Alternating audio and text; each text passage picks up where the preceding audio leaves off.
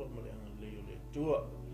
Ai tātou te le ia mata, ia la tātou mua se talo ni a nei tai au, a mata i tātou mautanga nei tai au. Ia, tu nātu sunga te au ia pasta Ioane, ia la te ia tātou se talo nei tai au. Ia, tātou a mata i nei tai au i sua ko Jesu. Oia. Talo, ia lava oe lo mātou tua lo whiu. Amen. Oe lava o le mātou. Ia oe lo mātou. Tori o mātou o nori nei aso o mātou ia. I alofa ma le amanu e o lau fio, i lau kuinga, i lau leonga, i lau sa whai marulonga, whanau e mese pa i o lau whainga. Halleluja, halleluja. Po lea o mātou o lia maile nei tai au. Halleluja.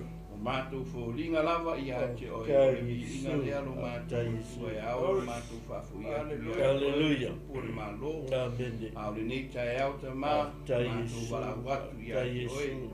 Nā mātou sa. Halleluja, halleluja. E taratala fi au lo mālo, mātou tua whau mai anga i ate i mātou. Halleluja. Ai fui se si o le a whapenau na maua mai le nei ala leo lo mātou ta mātou le nei lai. Halleluja. Ia iai la whau unga lo mātou tua. I wō ma pa anga lo mātou. Mai se wau wau na le tua lo mātou. Whamanuia mai oe la mataina o le nei. Tatala no ina lo mātou ta mase ia o ino na whai wina whamanuia fo i le tua i le sunga. Ia mai le tua le nei tai au. Ia whapenana whamanuia le tua i to tono le nei e kāresia o whai o na whaava no ina le nei whale lo mātou ta mātou. Taratala i whi au lo mālo lo mātou. Tua whamanuia na i o mātou te tai le sunga la apostolo ia kare waria tu na mala. Ia mai se le tua hela no mātou ta mātou na mala. Mai se pa ia le kāresia fia.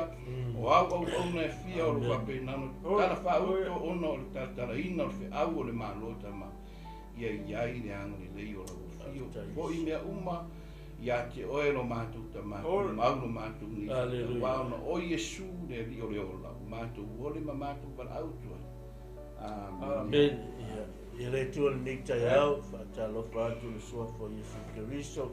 Tātou ligi mo lo tātou whaola. Halleluja. Whai o le tātou maua le nei tai au fau.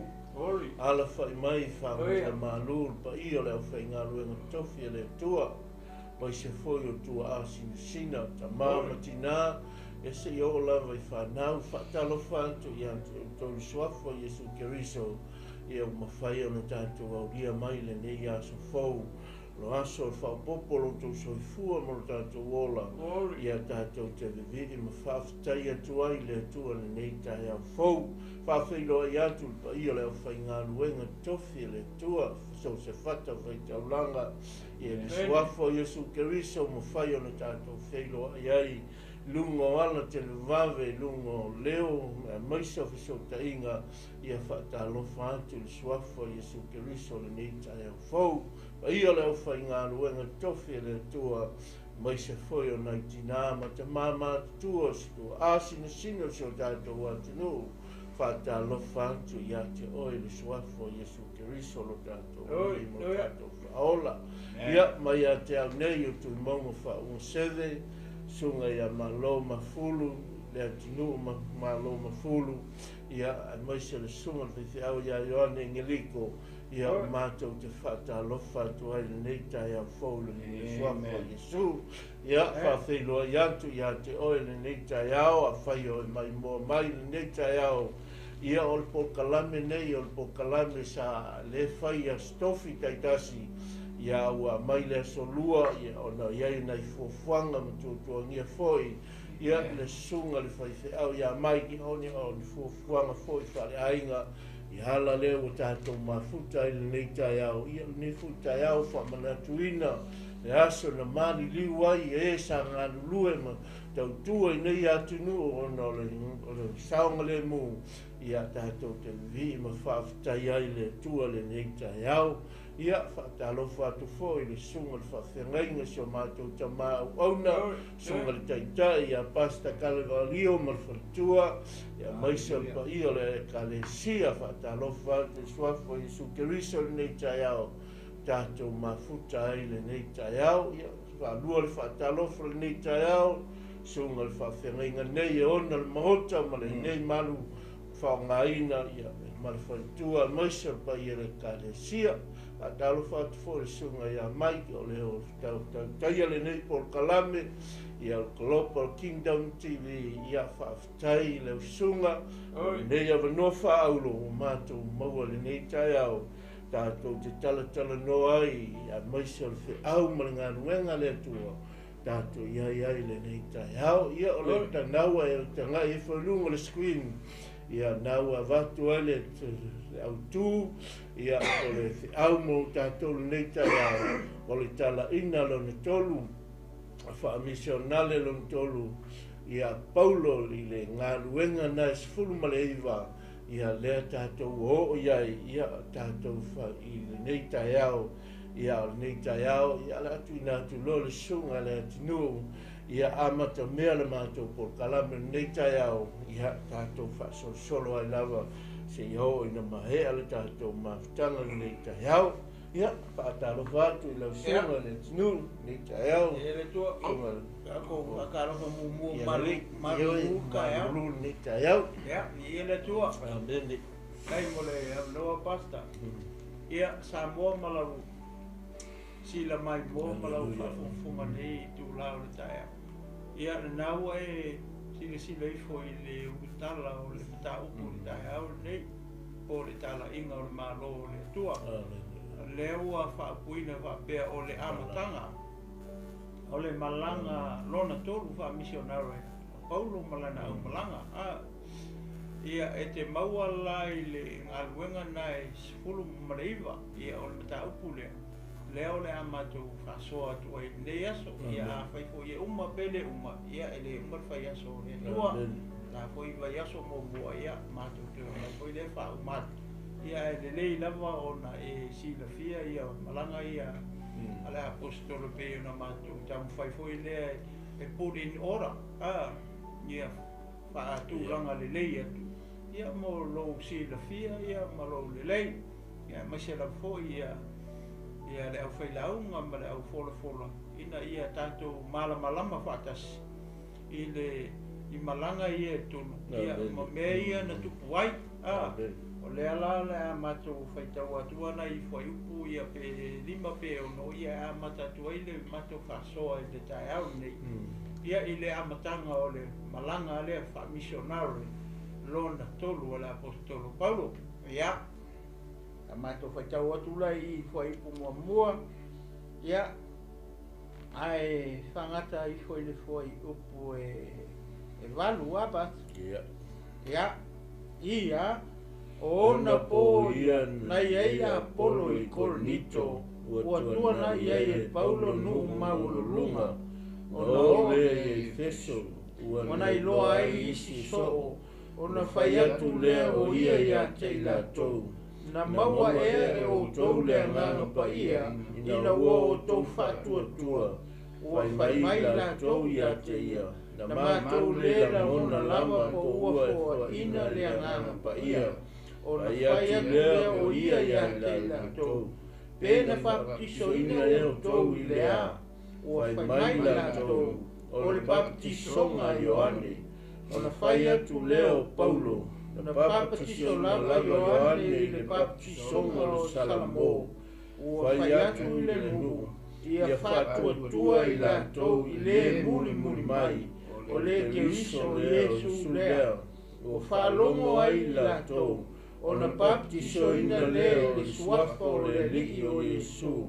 ua whae atu foi e Paulo ona lima ia te latou ona o lea o le nganga pa ia te latou ona tautala lea i ngana ese ma perfecta i latou o ia tangata mua pe tino mafulu ma le toa lua i latou ua ulu fale foi o ia le sunako ma la unga whamalosi atu ma tautalatala ma whaole ia i latou i mea le malo ole tua amen masina i tolu ia ia lali ia lewe fa fonga mai sa mo i foi pui valu le no mato fai tau atu nei o le ulu tala o le Amataga o le Malaga lona Tolu Faamisionare Paulo a leu amata mai ai ia le fo ia le tusi fai mai ua o ia ai le fai mai ua o i Coronito. ua o a polo i Coronito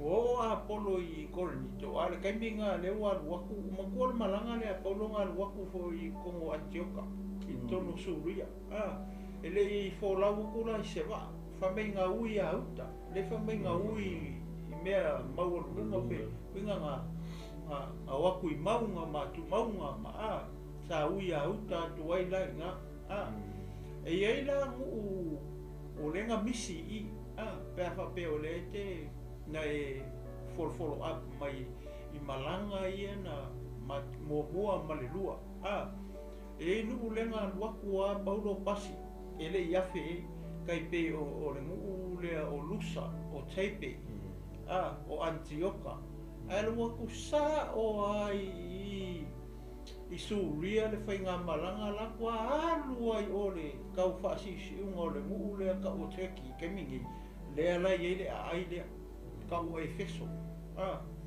ma tuala o i hoi la lea sa i le kalesia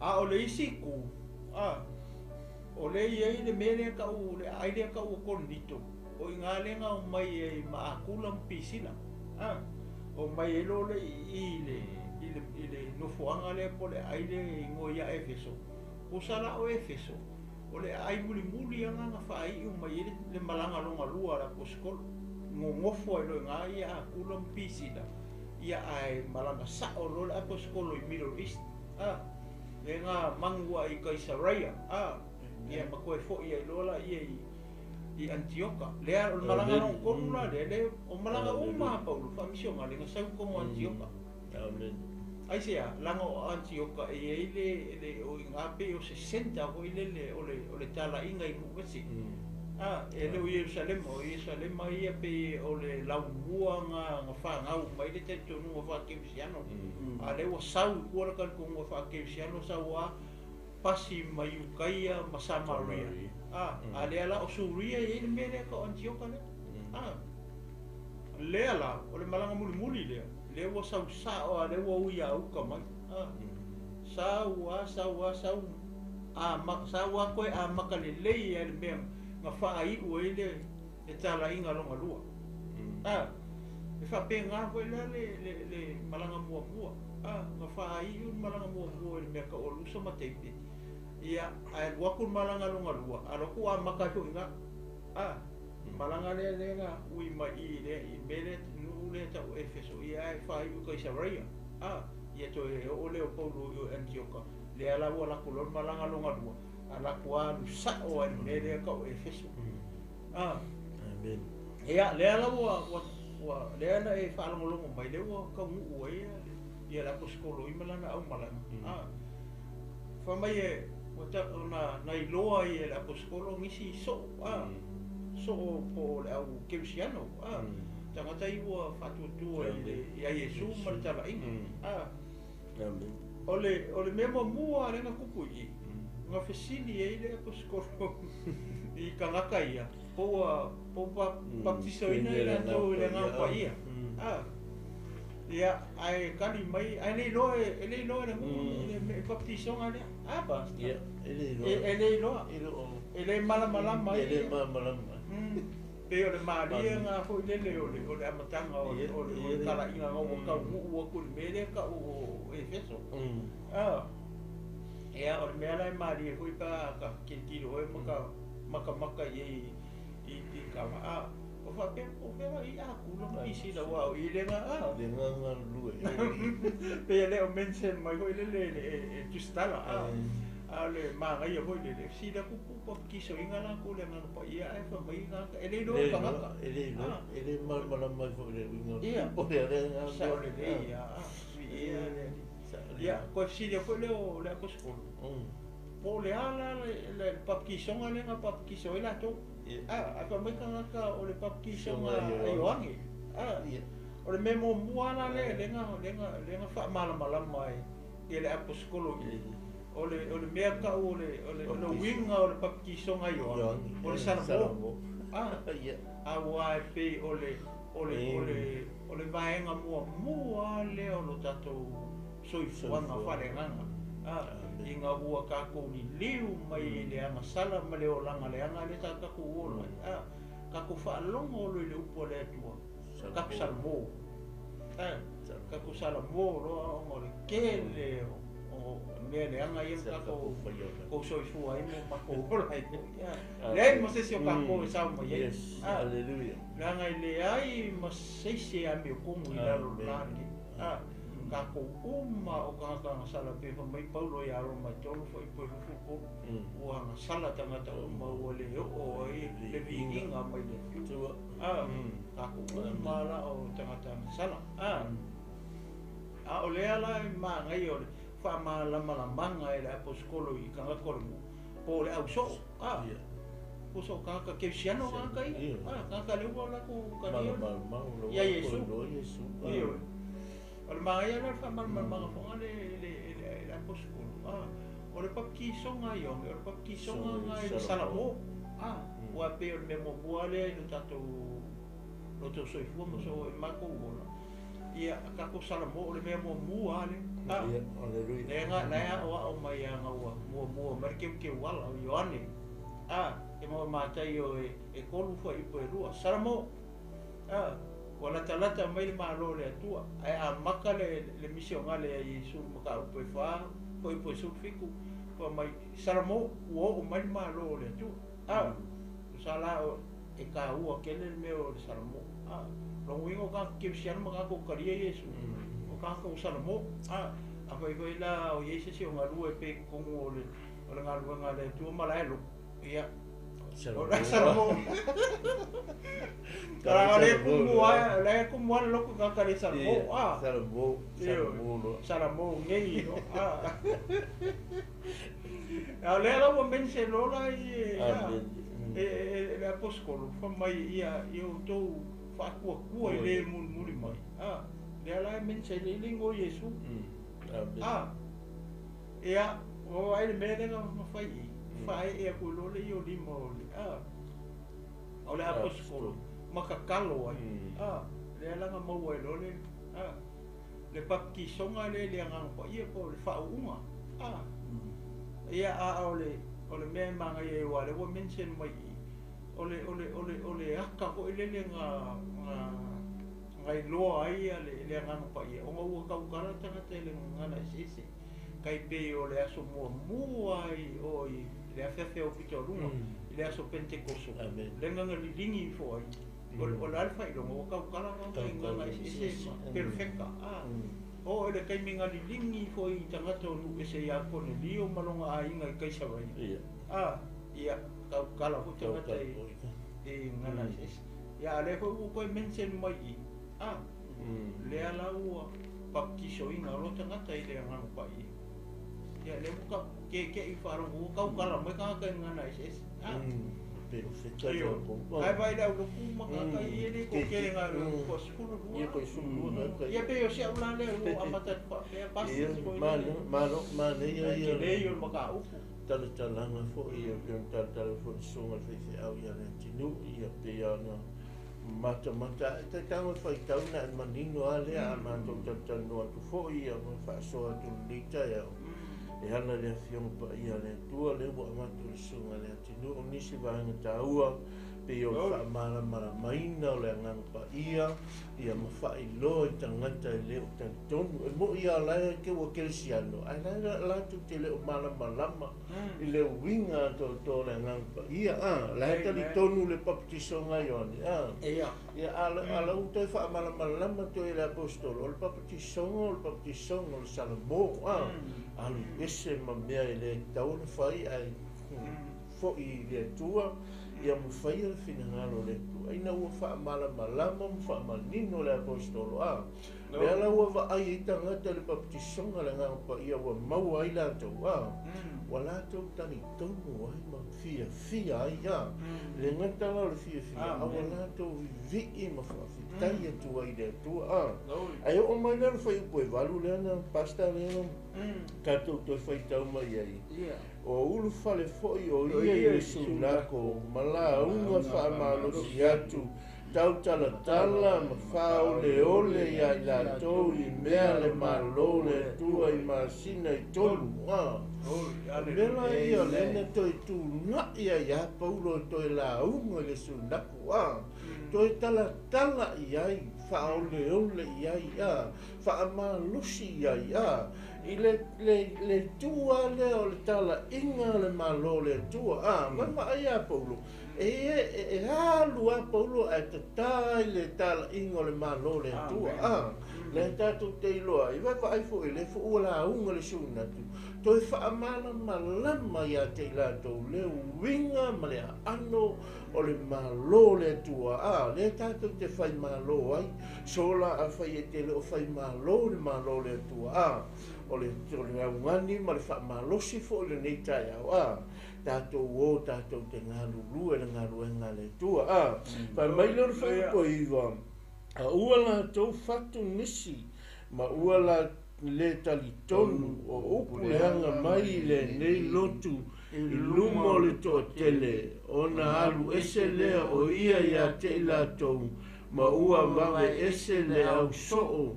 Ua tau tala o ia le aso ma le aso I le whale a onga o le tau sitangata ia tūrano. Roiska. E ia tangata I talitonu, tangata I le talitonu. E wa ia I le mea le whai mai muli I le whai upo I wa. Whai mai ua I tangata o le talitonu. Wa ino ma upu le hanga ia te ia. Aia. Na mana o a Paulo I vai ese mai a tangata kerisiano ia ma tau tala whaamalosia ia te ilatou ina ia latou sawa vali pea matali tonu pea I le papati songa le ngangapa ia le whamai e le whai upunei whamai le whai upunei ua latou whatu nisi ma ua le talitonu ma upu le anga mai le nei lotu I luma o le toa tele o na alu ese lea o ia I latou ma ua ma vai ese le au so ua tau tala o ia I le aso ma le aso I le whale a onga o le tasi tangata I ngoa ia tūrano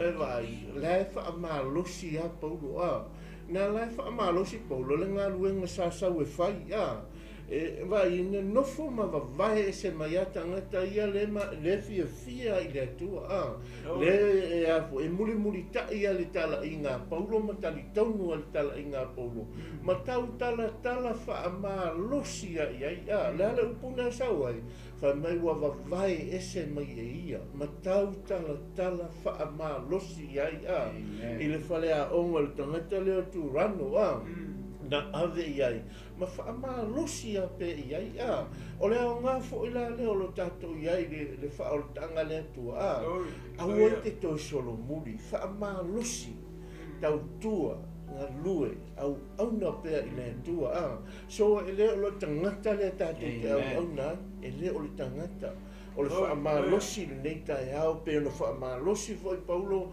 ma tau tala whaamalosi o le whaamalosi foi nei tai hao tātou tau tua pēr ma au auna pēr ngā ruenga le tua. O le mātua mai fo le nei tai au, mātou te fia tufa atu fo I mga lue atu, whaasoa atu I ati o tō e ala le upo le atua, whaamalosi atu I lo soi fua mo lo tātou o la tātou whaamalosi o lai le atua lo tātou taui, o ia ngā te amaia le whaamanuianga ia I tātou, tātou te sauwha ngai le malo le tua, a tātou iai le nei lano langi. A whaila o whaamalosi foi Paulo, ma ave le whaamalosi le auso, ke Luciano I e tūtū maupea ma sa vali pēru ma whai o le whina ngano le tua, whape ngā foi lao lo tātou soifua. Ia, tu atu le sunga ia, Ya Yohane. Halo. Ya. Haleluya. So I lusunga. Ya. Ole wa kapu. Iai de. Malanga nung kobo Paulo. Ole manga ia ole mereka. Na makaile. Maka le malanga ko inga waka mu e fesho pisi. Na maka pisi. Ini gere la kwa polo mai wa mai oku. Wa mai oku. Ai ne la mai oku. Ai pisi dia ka ma, pisi di me o ma. Como ya. Ko wa mai ko fa ko. Ko mo wa ene ngang pa ia le so songi mai ya o ma. E fa mangaku mai mele ni. Ole manga ia kalkalanga ko sungangi. Fai au ngi ni. Au ngoa male ngang pa ia le se me ko fa ka fa. Le ala bo o le ko kalanga le sunga le sui fai au i le mele ko mai wa. Il fare a unga le fare le ko inga le fai da. Aka ko fai ka ke si mai lai dalo i me nga ko fai e ngang pa ia ia pa. Le fai punga e se fulu wa mai wa E lua tau sanga fai le nei mea. E lea na whaalongo ai le Ia fionga le rio e so e la tō malama e walonofo i a sia. I o iutai a toa mai leni. Ua whaia foi e le tua wa venga sili luma o Paulo. O lea ua vea ai solo ma i le tali o tauta Lona kino i e mamai. Ona mawai e leo la tō mai. O i whafo i a te la tō anganga leanga. E vai la o ma mai o le leanga o mai a. Le ala o ko ina leanga nga visile ko. Ko maua e ale nga pa ia. Wa fai wa e sila mai ni ka e au i le mako kalkalainga o le upore tua. O le nga pa ia o so sili. O le ngang pa ia o ia lea nga ke whamanga inga oe whamanga inga lea nga whai ia pau. Whamai wa avea le ie. O le ia lea o le ia o so. O ia karo i karioko kai e whai ei le isu whai koe ke kulou le whafonga. Ai lau whai mama. O whai mamea e maro lo i mai. O vai ma mea winga kalo kwa o solo Paulo i lunga o lea tinga o lea kama o lea mai o lo mama e malo lo o ngoia o le manga o le nganga pa ia o le kovanga o le malo o ia lea ke sau e whamanga ku ia ki oi salamo le ka uto papikiso o salamo o le sui o lo mafofa sui au me fai sui o la monga ai whalongo longo i le mana o le nganga pa ia lea nga ngano le koi o le alunga o Paulo le ngano e koe alu nga malanga le koe fui efe pa ia alu e koe tap up le meka ngaka koe alu e koe whamangaku i eile mea lea au ngoa o kou mare ngano pa ia o le tua kako ke le mawhai se pia pa penga fui a mako le nei mako ke shosho nian le ase me wa mai ele nga pa ia i o makuru. So ni ak foi de ke le nga mo yai. I lo foi fa ku i le. Ai Paulo le me a mo a me nga pa ia le tu. Ai awa ngi ia lo. Ni nga lo ia. E ia nga ka ora mang nga le me. Ai fai ka le ia i da uia fai ka se o nga le fai ku le. E ko lua me ma ka ki ale. O bema ka ue ko lei. O le ngang pa ia o le tua. Maka ngaka nga wafia maua le ngang pa ia o le tua. I le whanga ora koe inganga. O le whanga ora le lilo se. Le la o iei le kaku whai kau ni. O ka ngaka wafia manga o mia le manga lea e le whakaua. Ele whakaua le manga lea. Ele sa iwi ele ke le maua le mea ele ko kuli anga pongi ka karo i le atua. E mawhai nang whamanga inga iwe maa. Le ala wa malo lo ma. Wa kukuli vo i whafoke mongi. Ai o mai la i ele whai punga sifuru kolu pasta pa monmole. O ira nga iro ina me le. O ka ngaka o lai wa ai le manga o le tua. wale o e fai a Paulo ha o mai ala o mai o fai wo manga o fai o ngai manga o mea pa pe va ini ave fu ale mea mo ka kalo Malaga pom e ke lim fai a chena ka ko fai ka me ia me fama losi le o isi o le au taula itu yu taia o e na whewai wala tuta watu le suafo le lio Yesu i lunga i e ua ia ngang leanga whape atu ma te metuafa i atu i ate o tau i le suafo Yesu o le o tala ina e Paulo o whaia fole le nea i stangata watali i to hiko seva o le utaia o le whaitau langsili ua tali mai leanga leanga ua whapea mai ua o iloa Yesu ua o iloa foi Paulo a o ai ea o tona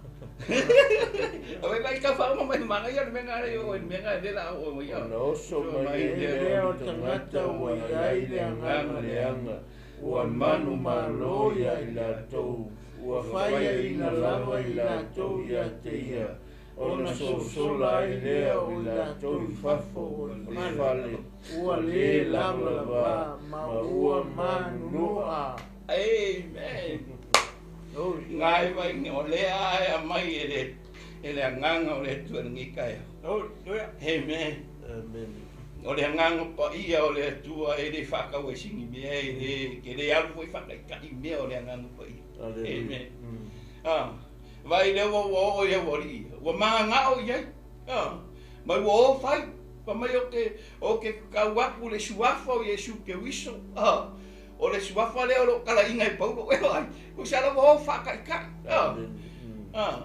ia o ese fa fa ngana ala kala ngaka le ngai ulu e kingo le ngana pa ia o lo Yesu o lo foi Paulo a wai e la o o la ni le ka mai o le me fai mai le loko ngaka o le manga o le mea ni ai ia manga o se mea o le ngana ia o le tua ia alu la fifia amen so angia ku fa longo le upu o le tua e fa ku inga oi o le mea ke le alu fa kai mea le ngana pa ia o le tua mea ngai fa mai o mea ia le loa i le ai ama se e loa pe a o nganga lue mai le nganga pa ia o le tua le nganga lue mai le nganga pa ia ke minga fakakali ia fa mai Yesu ia ko fakakali pe Yerusalema se ia fio mai le nganga pa ia o le tua se fa manga inga o ko ora e a me ko pura so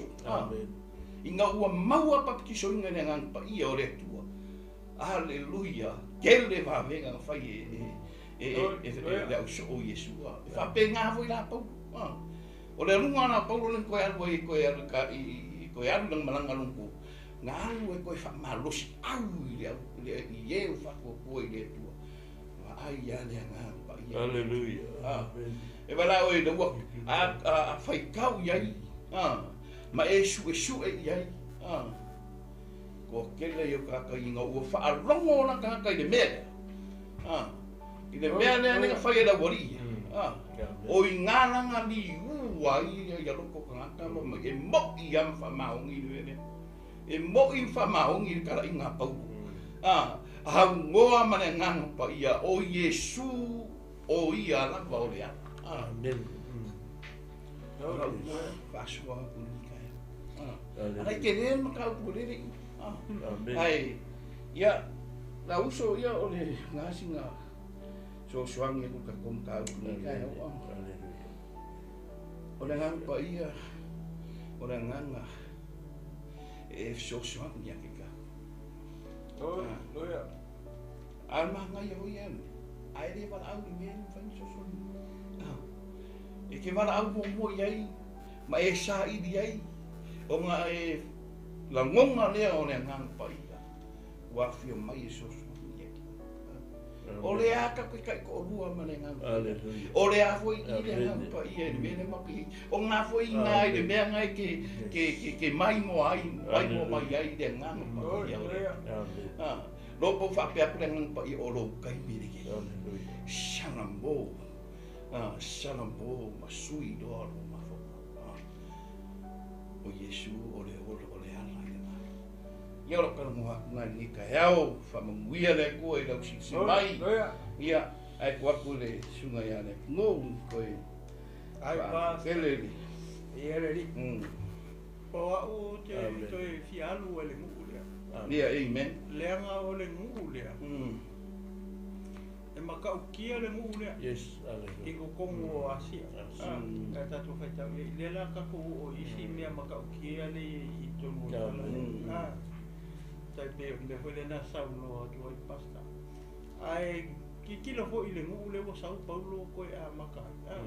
O lea ua kaungu i le upo le aposkolo fai le karesia le o fai ulanga malanga longa tua. Le te mau e fai po e Tolu i le mka upu a le asifuru wa.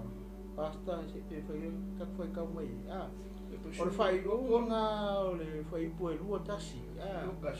Ngai si fa punga fa pea.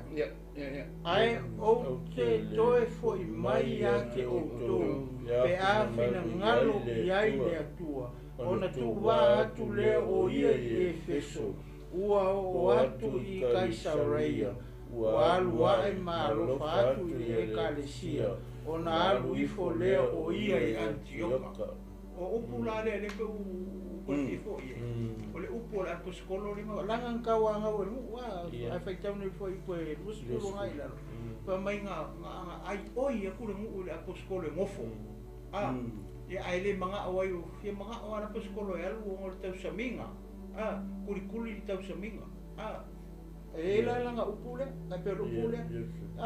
Pa pe ai o te toe foi mai a te o tou. Pe fina ngalo i ai le tua a mene ale. Amen. Ale wa a maka i maka upo skulu. Le ala ku fu fia le i le upo. Ata na tau le tu. Le wa ko sarua i a maka i mere ka o Efeso. O Efeso. Ole crossroad. I maina Asia yaso ngamua. O i yeile ke lele wafu ye o ila pe o i e senta uma ia malanga va mai from the east, from the west, from the north and from the south. O i le Malaga o Efeso o i o ngatu tonu uma ye fa fe kawa inga malanga va a yeso ngapua. I le kaimi le o lea ye le ka ke leo le mu le i le mele mato o tu ye e la lo la ko le ka o ti ana o fene mai le ko le e a mai le o le i len ke e mai a man ko va i le ngofo anga le take le apostolo o su nako i le ale kaimi i aso sa paki uma e alu ele aposkolo e alu e o le alu e ngau ma ngau ma ka o kure kala le ai ukai a ko ma ka e lengi langa o e lengi le vai ke mi o e lengi le sai pu le ngai ai le pu le e Turkey le ma ku langa ngi ka ko e o le pu le Turkey o aso nga bua sai lalo e lengi ia le kai me loma le la por kala ina le amen por kai me loma le pu le loma la lang lenga malanga ko era u aposkolo mo pau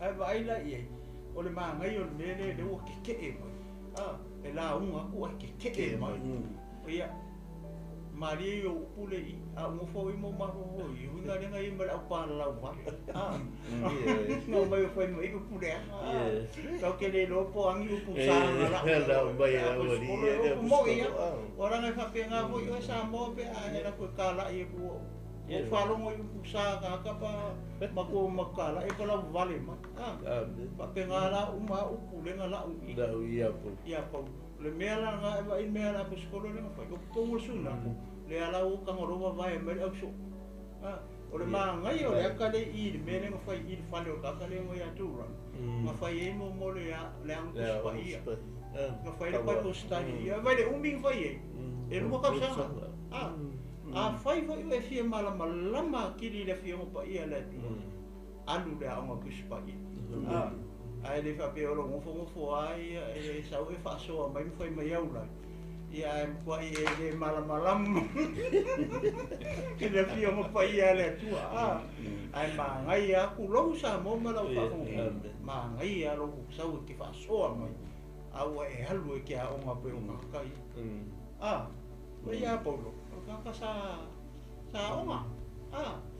Wala au e Yesu nga onga sa lo male nga pa i sum.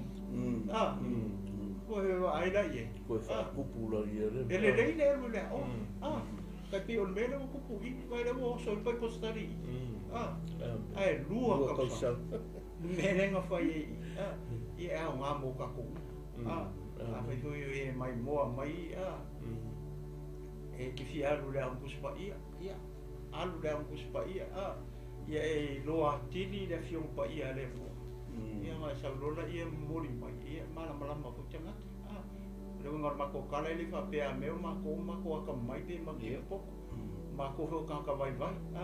Awalang ka lo se me malanga Paulo mako o o mai ska ka mamai aku ia mako. Pe o Paulo. Mea le ka le i le vai nga le. Ia le tu vai le uma sa mo ko ia fa so aku ia o na nei ia le mele.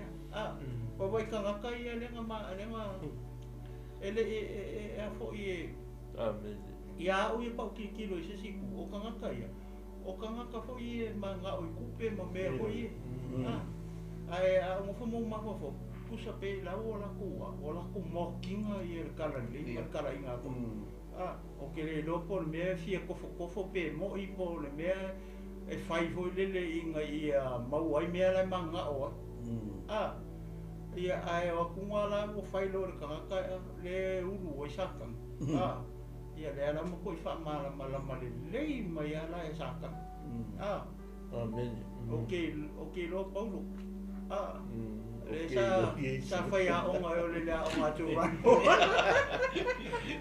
lo Yesu le ado ke lo Paulo sa fai a onga o le onga le tu ran o le fai nga on kus pa ia lo fo Yesu ai mo ko yo le lo o brother so le o que eu sou moi vai le o pure fai como sa i kupe ia vai o pure e no era ko mako ki fai aku ia ke o ile suwa ko Yesu la kala e pau o ele la kala e pau apa pe o la ia la ko la la men se vo mako ki fai aku ia ke o ele suwa ko ia la ka vo pau ia ka o ku ia mala le ana ia Paulo mala ia ki Apollo ku sa lo vingo media e fefe sa kan ia Paulo mai Yesu e fefe o are fa ku ai fa fo ale fa ku e da wali ia ai musu mo sa kan ia no e va ko ele ari fa ai sa fasi wa nenga fasi fasi ka le mo sa kan va fa le io o ma ka nga ia so o le fa mai wo le a ko le ni a ku ro sa mo mara pe a fa makala sa o lo ku o vinga wangi e ke le i se ku ro sa mo ma ne ka ia ma u le maka wa la fa ma ngo ia po le u vai pe po le u pe o no mo vai lo le kwa ka ele ku ka wa de la ala po la yang ya la ba ku ya po ale ya ba ko la puspa ya la puspa ya le galo ina ya ta voi kala era ku si le po ala ba pa ka voi oi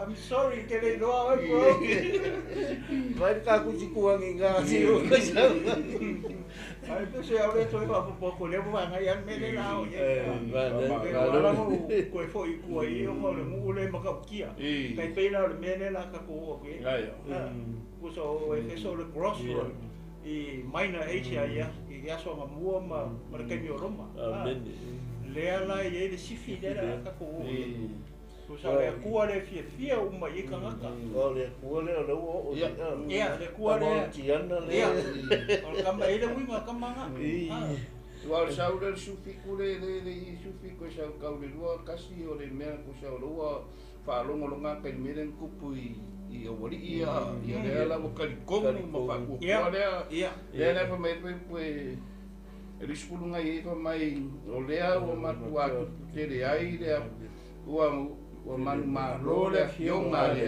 ai la o le ma ngai o le ia le o le makanga nga le o la o le kamale nga la le o le o a ve o le ya amen I le kupureanga la le o wa pe o le si mele sa o le sa muanga I le mele I makautia le mele kupu e feso le akua fafinge le ia o le makua ai le ia a solo mai ia I la sunga ni ia ni o le ala ua matatu I le pule e sulu iwa ia le fa pe e to telefoni o e na fai tongo fiti fa taula itu na fa poto e la toa la tusi masusunu ai lumo tangata uma o na la to fai tau lea I ala to fa tusa ua I loa ai ua 50 afe o tupe a rio o lea ua matua tupu tele ai ma ua manu ma lo le fionga le li ua ma ia ka fa ka inga ka fa solo mo le ku solo memo mo le o le mo mo karikongu wa karikongu wa tamata ele nga kana le wo mai la ko mo kau le nga ko lu mai fa kana ka sa mo na ngati lu mai fa kana ka le ko inga kilo ke le kupelo wa lu ia mele ni mo yo ele ke le kupelo ya wa fai fa kana ka fa lima sifu ai mi ngoi ko ba ia ko aku ko inga ya lu ko fai mai sisi me te ka sin vena ni kau la ko aku ia pakere pase mo ai va pelo mo ko e sa lo so ia lu fai mai na ka ko vai le wa lu ku pi ai lo mo kwa mo ki ngole le ie mo le wa la ki ro ko le wa la mai susu e susu mo lu mo ka so le manga ia o le mele I la ko so lo fa I lo aku la ku nga I lu mo ka ngaka ele ai la o me nga ma ko ka po ele ia ko mo o fo ka o me ia o me no le sa o me no foi ele yola le o fia se la ku pe wa lu le ko maka mo maka ka kingo o me ala ia sa o la pisi me a ola mako fako kua li swafa le o karo o Yesu ke fiwa va o kua la kua ele agua o mai o mako kali Yesu ele kali me ale boli ya mako amen kusal me mo buanga len kupu I mo ka komu le o mai la ko se we de ke ia a we de ke le ka o mai de ke le la fuore kupere na lu ia Kari kupere ngā roi kua ke lea ru. A le alu I me lea nga. Ia le ala wha mai o le au o le me lea. O le wha mai whai pui le lalo a wha mai ua kini e unga. O ngā kupu kene. Le fi o ngā le tua po o le maro o le tua o ngā ua. Ua le liu mai ka ngaka I kala I ngā poni. Kari kongu le ngoa le o Yesu. Ia.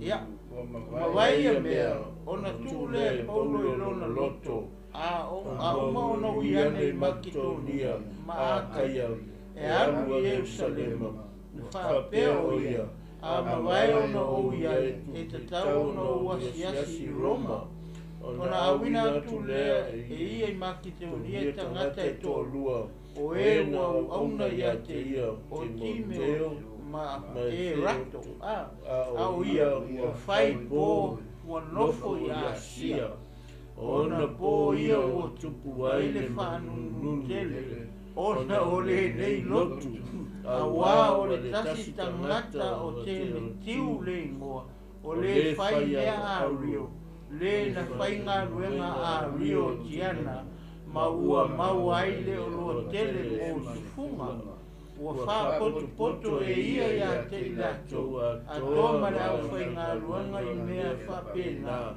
ua whai atu se mai, ua outou loa le nei whaiwa ua tātou whakamau a inga ai, ua outou loa foi ma outou whalomo, e le ngata i Efeso, ua tāri so Asia uma, lava ona whaaliliwina ai e le la Paulo, le vau tangata i tō tele, i lona ole ua whape atu, e le ni atua e ua whaia e lima, e le ngata ona mau olo tātou le whaiwa, o le atu ulafo ina, ai peitai, tau leanga ina fo le malu o le atua fine o tiana, o tiana, o le afa umatia fo lona malu, o lo tapua i ai Asia umalama a toa mani lalo langi uma. Amen. Hallelujah. Ia o mea la le ua tupu i a pasi aku i a lua ko le ase ua pasoa le vaenga le.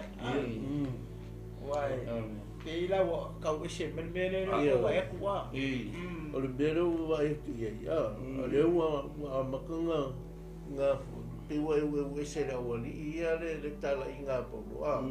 I nā ua i atu ua tupu a, ma hola le ngā lue ngā Paulo a. O kele kaka liu. O kele tangata le liu ia Yesu a.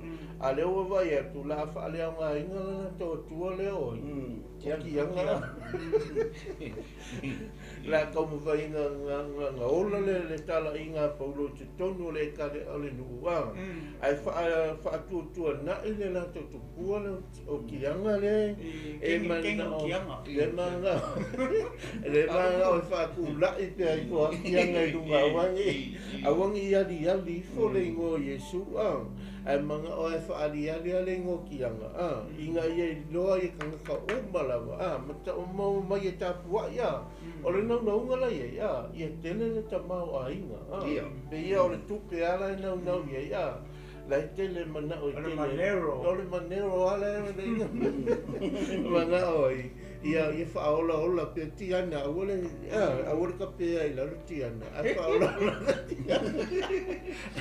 Ia ola pe silo makua. Ia ola silo makua. Ia ave a pe runga silo makua. Ia kere ingira ko kupe a. Ai atua. Ele ai se solo ale tala inga Paulo a. Ele ngata le to tele i o tangata whaola ina a. Ia alo to tele o tangata to li liu ma foki le tua a. Ia mata le vanga ian to mai uma mela to me susungu a. La ko kupua ian susungu a. Whaakusa ian susungu ma whakangaka a. Koe mai kau le se furu a. Se furu afe te ngawi ian a. Ngā halu le whaakaunga o ngei me oka. A fua la ia ia. Le telo nei tupe ma mawhau i tangata a. Ia alai oku ai pasi ai lumanga le kua ma whaaka a. Ma pupura ko a mai a kaika. E le mai a kaika. Ia angare pura toa mai a. Ai na ua tali tonu le tala inga ia a Paulo a. Ma tali tonu ia Yesu le tupu o le halo le tua a. Nala na liwa i lau tangata a. Fo i mai loa a. Mahala au i lea tua a. Ina ua wha solo ala le tala i ngā Paulo ma a. Malana venga au malana au tau e tala i. Ai wa ai atu a tangata lea a. Pe ia ala a tupu tele a. La tau awa na mou atu tiana a. Ka wawa ma mogo ki anga e oso Ka wanga ngalo silo makua. Ia awa matana tupu i whaare ngā le tua ko le tala i ngā Paulo a. Peo le itu ta mata ia. Amen. Le ngā lue le nganga pa ia a. Ngā lue le nganga pa ia se lea tātou te ngā lue mo whaatino a. E whaamanuia leo le tua ia tātou umalawa. So la whai o mata mai le nei tae ao ma mātou tala noa atu e whionga le tua. E le ai a sesi atua tātou te au auna i ai wana o Yesu Keriso. Tātou te o tā lai le whingalo le tua, ma whai o le whingalo le tua. A o tātou i ai le nei lano lang mangi sola i e taimi e wala au mai ai le tua i ai tātou ala ua e ngā lua mai au na fia i le tua ma whaia le whina ngalo le tua a o tātou i ai le neira no langi ia anga le mai le tua le nita e au e pasi atu le polo ia solo tātou Alleluia i le kupua le vaenga leo tiana ia o le merei ia o le kako vai karolo i o mai ka na mai mea ia o la na whapea whaifu o mai mo mai o la e whapea o ala kupua ia o la si kupua le la alu e avi o i wharo e susungu i numoka ngaka e le ka nango mai i kupua i e whairima ia le kupua la ko ngaka la ko i o la e wherua ia o la ele o kingo mai a la e o lai i le kupua le a vai o lo wika fua i le sika o le si kupua wa le o le o mea ia o mea i o kupua ia o le i fua i ka ngaka mapea o le se mea o le sa kupua ala i kupua li lo la i kongo le loko o loko kinga usa o mea nga e ala inga le ngofo le nga pa i kongo i nga ngona ia le sika mai kupua la ferwa wa ia ma le sika ka ai le apea ku i o lo kupua le le fa manga lo mai au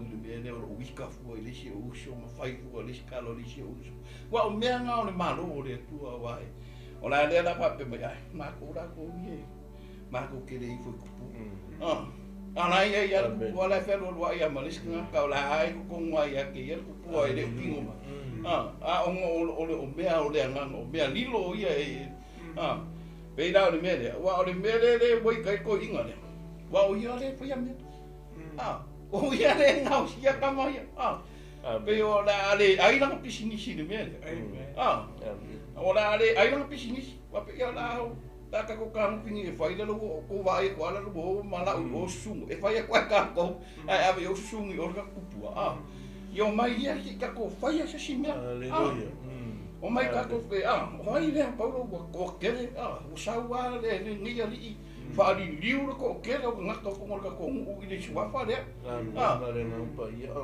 ai le no ia o me ai o me al kingu o le me le sa wi Paulo e sa wi ro fa ngana ngaka o le maula ko pe fa ka voia me le o ngai le o kali mai ana ko wala nge mai le me le fa ku lo fa le o ke ka lo iso fa le ma ka lo so mang e o man nge ka usanga sa man le ska usanga e le fa ka ni mai e le ino manga o ka ko nge le ka ko no le le ia ku ale o Israel o le ko o Isaac o le ko ia ko le ko apelo o le kua e iai so se mea o le kua e kali mai so se mea o pe o le mea nanga i e koina mea so pere le ki ngai le ni le ngo ia le ngo sia o ia le ka ki kango fai mea ia ma ku fa mai ia o le ka ko fai vale le la ka ko aka le la ka ko le fa marusia me le i wana ke o ma ku ka ko pu o le tiana ma lua ko ia ka ko kengo tiana mure ko sa fu tiana me le o ai e tiana ke o ngai o lo so fu ale ko o Israel o le ko ale o mai le o la le ke o la i o go la i ko ni ka ya wa a fa yo e se ku pu o e o fa foi ka ko ma ku pu e le va pe ma ko ya ko i so ku pu va pe ia ia a mulher a bolida de tipo que le ole que le voy a ir pas ku pu ia o ia ma le ku ole voy a ka ko la ko ngaka au mai le ku ka o fa ma yanga o fa ma ngia le ku le ngang pa ia ka ko kufa ia ole kufa ku le ma ka ia le nenga ka u e sunga ya malu ia e maka ukia le mele ku i le amen pusa o i lo ke nga i le kala i nga Paulo ia mane mea na wori ia be wanga wala wori ia au anga ilusi le la ko mele ai fa ma ia le ile uia fo ile mangaku ile kala inga le kala inga ka Paulo i kongo fo mai Dia sok dia mengaku ngai. Malo pas aftai. Ona o le boka ko I. Ole tua le. Le ka u le fai mo ia tia. Ole tua fa fini. Ma mo le o ki fai mo ia. Sam ka makinge po so kwentura le mo. Ele anga. Nanga le anga lunga history. Le tau fai ma tata kiki mo le o ngai le o fa makala mai ko mo le fi mo ia le ai ngai ngisi mea no mo le history fa kepsiano o vai le me le fa me le komalo sa o le sa o nga basta o le me le o kupu I o la alusi pisingisi sa o le ele ngaka la o le tangata le e ngoi ia te mitu au foi fai ngoso o kari le ngo ele ungi ngo le ngo o vai me aga kai e fai o la ko e fai fa kala sa ile o ia va ai le ngi ngo le tono le fio ia le tu e fai ngo e o ko wano manga ko au ngo ele ungi ngo le o le o vai e ko ma ro I o le fa mai wo o kaula I ku kanga kai anga ki se ringi se ia fa kanga kai o tiana le o kali kongu la fa kaula le o mai la o misusu ai o le va ai la le kama loi pisingisi wa makanga nga twist away le pisingisi wa la makanga lusi mafua mai le ko kele o kai wa ni liu wala ko kai I o nga o kala inga Paulo le ala o fai lo le kama lo le mele le ala lo o sa lo le isi anga kama fai nga lo nga mai ska le foi lau ki fa ua ia kengo tiana le ala o fa makala I me le la kupu pisingisi le wa o le vai nga le kama lo I o le aka o le mele e folinga mai la plan se me e attack ai Paulo malangkala I ai ole pe o mu fai aku o Efeso ole crossroad I Minor Asia I aso mua o ngai e le wafu ole history nga ole kala nga le pe ole akua le o tiana ai vai longa whakamaka ole whafinge le ai vai whakamaka ole finge le ke vai e pe moa aku se fulu susu tu lousa mo I lumar whaka pe a fai o mai moa fo ia ka kepsiano ngai ia le foringa ole farkua le ole kua le ngo ia tiana ole ku fingi ava ai le numa I e fo se fulu pe more than 10 ia press I faka o fingi ole ale winga o mea onga ole faka ngaka le e ku ko kongo o malu o mea I fai kongo o malu o le komu ana nga le kau fa amangi mo ko vai le makau kia o mere kupu I malu le tiana I Efeso o I fai e mo feu sua inga o ngai le fai lai kongo malu tiana le ka umai vai fa fingi ele kasi le rua se furu mo kupu ia susu I lumo fa fingi le rota mo o le mea nga le fai kongo malu le fai e le anga sala ma le kuinga ngau ma le muli lua le ami le anga me anga le fai kui ka mu aku lava pe o fai pe o I le senta o I la le malu le e o I seila e o ai sea lang foi o fai le ami o le I fai ngol fai matanga e kongo malu le tiana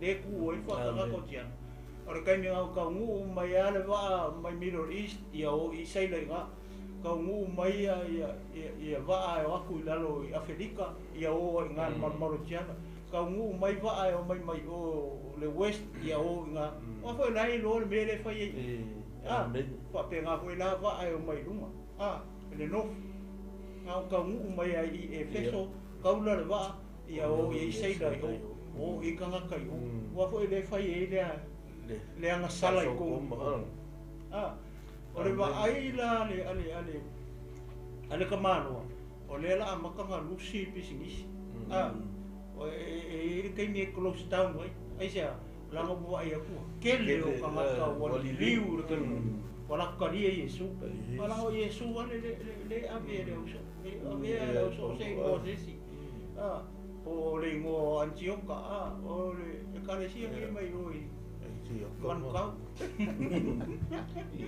o ma ko mai oi man kau o ma ko mai oi ma ngene po fe ne e o mai Antioka o le ngo le ave le ngo Yesu amen pe o la winga o la mele o to e famtala tu i le pua le inga ia ka ko mana malama ki ele o le pua foi le fai kaanga o le ala fai ko kongo le fale le i ko kongo i le ngu le o efeso me o fa ko e makau kia ke le we va ai fa mai o le nga ala langa sili Sila tihana e festival. Ai fa me kus pa e boi kula. Ka tole. Luai kula sole. O fa le sila tihana. Si vai foi ni fa so a boi kula sole mo e o ka fiu ka ke mo. Le umi. Se vai lenga ala. Luai kula. Sila tihana e festival si. Oi si a ko ka la ko tihana. Pa me bole. Awal fa ingo ia se sio fa ngau ia tia le ko e le anga no ia pi sio le ko fa popo ku mai ke ko ia le juri ka amen ia mana to no le tanto taimi ia le tanto fa solo ia fa mai tanto tau ni to la fia mana to le tanto ainga o fa fu o mata ni taiao le fu fa so atu le ofenga lo tofia le tu ni taiao ia o le na se fa malosi fo i ma se fe au tu ala lo atu ni taiao fa mata mai i ta u no tanto tai fa malosi atu le na au na ia te o ma tanto u malama a fai o ta la i Paulo le ta le o malo le tua ia tanto ta lia fai o fina ano le tua le o mai fo inale le au na nei ma sa vali mai ni nei ta au ia tu atu fo i le tau au tanto te ngā lulu e whaatasi ai ngā ruenga le tua e na i o tanto ta lai pea le tala le lei o le malo le tua o ai le tala le lei o le malo le tua o leo lo fio mai le rangi o ia leo le tala le lei o le malo le tua o lo tanto tala ia whai o fina ano le tua o le tala inga fo i la Paulo pe no tato fa longo nei tai au ia e fa manui ale tua a faina fa manui ale tua le tala inga Paulo ma la tala lei e no ese ma tu no o lo fai ele le fa so toma ma fa ko molo e fa pe na fo i la lo tato tua i tato te o fai tato ma me fai ngā ruenga le tala le lei o le malo le tua tato te fa so fa talai fa aver fe au le tala le lei ina ia so o le tala le lei o le malo le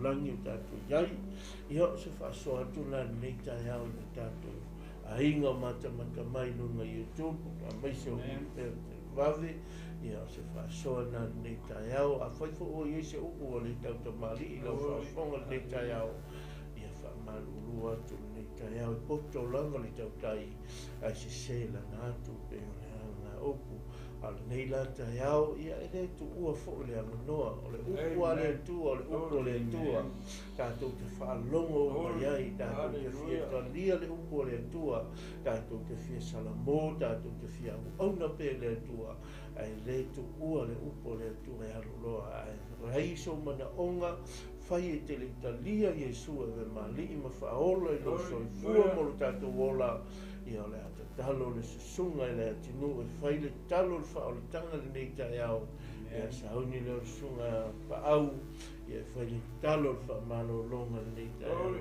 ia tu le tatou por kalame le nei tai au fai o e fi mana o mia talia Yesu mali ima faola i lo soi fua ia fata i tai mai upo le talo le ati talo ila na ona le nei tai au tatou o fatasi mai tatou lumo le tua le nei tai au tatou talo Pastai mo la upu. Pastai mo la upu. O whalongo iai le tai. O whalongo iai le tai. O Tolu o ta o i lava o le tua na e liu tino tangata tua na i liti na e maliu i lunga o le sa tau o au le tangata sana Fafta Yesu i le whaoratanga na e saunia mo au le tangata sana o avea lau po le yaso le ie lo watua ia wina mai lau nganga pa ia wha lo sia pea wha mawhanwhana mai pea ia te au ia so uma o lo wola ina iau tu mawai lau tau tinonga i le o taria o Yesu e whai mari ma whaola tai ta mamo la upu tai Yesu whaatai a mai pa ia Amen Glory, Hallelujah Hallelujah. Amore, tu e te si a fia. Io e ta ma. Kai ge tu o vai se o mai le tua. Le se me di do da. Yes, Father. Hallelujah. Pa ifo, pa yane, mai fa ma longa i lunga o lau fa. Watu male mana lau. Ia va pena. Malo lo i suafa lea lo matu tama. Malo suafa o Yesu ke visore tua matu. Malo wai le mai ka Yesu. Ia malo lo i ni chaiao. Hallelujah. Papatai o e lava o le papatai mana o le ua fa malo longa. Papatai la fa malo longa i ni chaiao ia te kato. Ia vi ia oe le tua le ia no o Yesu. Amen e ma amen. Ia ia te oe pea lo lavo vi inga lo mātou tua. Me umalama mātou te whaia fo i lava le vi inga ia te oe ta mā. Wha mangalo mai fo i se upu so na mātou tau tala i nei tai au ta mā. Ia whaia lava lo whina ngalo lo aua nei whaia o mātou loto. Ia e na talo le whaoratanga nei tai au. Mai so e sa mamai tino pa iatu la whamalo longa. Mātou wala au nei tai au. Au nei whamalia le nei aso le sa walinga lau whanau. Au mga luenga whenga ianisi o ala la uia le nei aso. Tau tai mai o e ta malo mātou. Tai o lia lau au nei a mai le tua. Mai so fuafuanga le nei vai aso i no le tātau nuina le manuia lo mātou tai. Mātou wala au le ta māwha manuia le nei potu. Whai e le nei pol kalame. Ia halu mana la upu le nei aso. Tele pe nea nganga. Manu maloina mo oi malawha. Aftai le tua le nei tai au. Ia tu maule vi inga nei se iore whau lava. Amen. Ia. Ia tu le ngau whautai. Ia tu le iafi nei tai au. Ia toi fo il tātou por kalame le astofi le nanga yaso. Ia tau via te elo toi saifua mo le tātou ola. Ia nei tai au fau le mātou fio le tua. Ia mai a te amnei, ia mai so le sunga ia le tinu.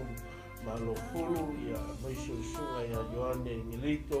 Ia tātou whairoa i fia le nawa ia fipou i le suafo Yesu. Amen. Yesu e se ala mawalalo na e soifua mai ai.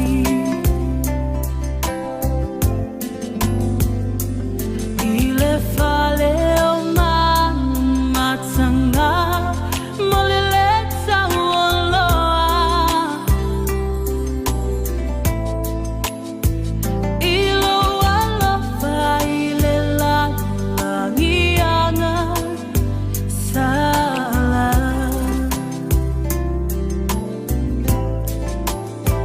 ole fala tana lea mawai selelenga malo atua